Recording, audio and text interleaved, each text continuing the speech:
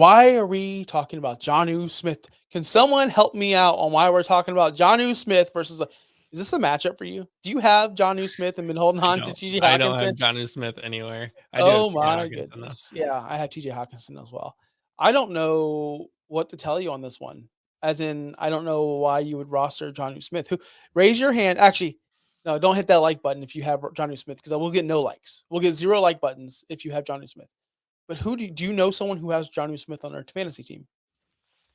Not in short leagues. Not in redraft. So yeah. No, okay, let's be honest here. Jonnu Smith has received 8 targets, 7 targets, 6. So he's been getting targeted since week 5. That's a fact. Can't hate on that at all. He has 1 touchdown in that time frame against the Indianapolis Colts where he scored 22.6 points. He was the tight end 2. Other than that, he's been the tight end 30, tight end 15, 52. He's been unstartable this year. Jonnu Smith should not even be in this conversation. TJ Hockenson, I know a lot of people are afraid that, oh, is he going to come back and be the same? He didn't have a great, game last week against the Colts, and people are worried about that because he was a full go. I understand that, but for me, I'm starting the best player available in this matchup, and I know some people will tell you, hey, if he tells you, start the best player available, then he's lazy. No.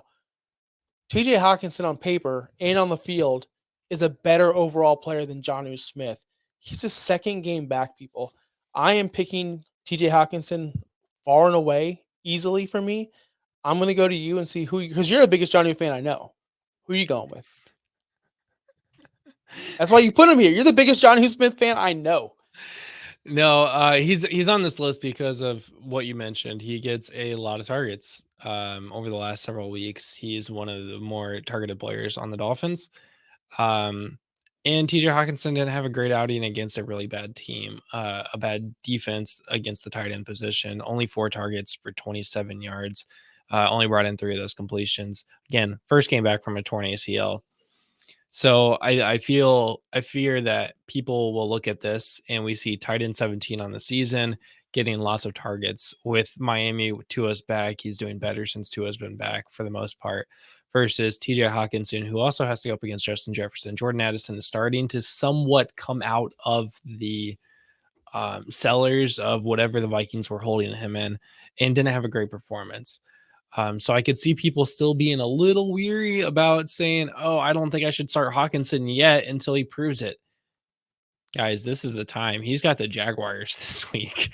And let's be honest, that's a great matchup. It's a very favorable matchup, especially when the Jags have to double JJ. They have to cover Addison. That leaves Hawkinson with a slot corner or a linebacker. Yeah, I'm going Hawkinson here. Don't even fret at this point. Yep. Like we say at the beginning of the season, start your stud. You drafted him for a reason. You held on to him for this long for a reason. Mhm. Start him with Yep. confidence. And that being said, Jacksonville gives up 11 points a game to tight ends, which you might think is low, but the worst team in the league is the Carolina Panthers, who give up 15 points a game to the tight end position. So the tight end position has been down across all leagues this year, all teams this year. No one's scoring points. Kate Otten, again, is your tight end 3. That should tell you all you need to know about the tight end position. TJ Hockenson has a really, really good chance if he goes on fire and gets going to finish as a top 10 tight end.